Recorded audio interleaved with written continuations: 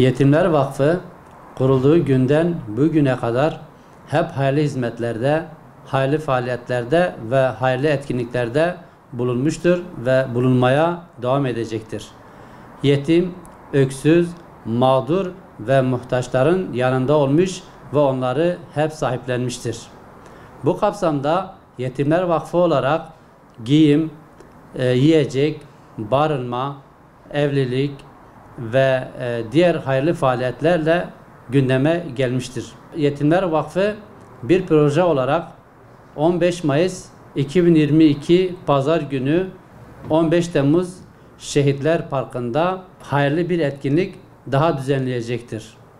Yetimler yararına olmak üzere Özlem Ajans ile organizeli bir şekilde ilahi nameler müzik şöleni adı altında bir etkinlik düzenleyecektir.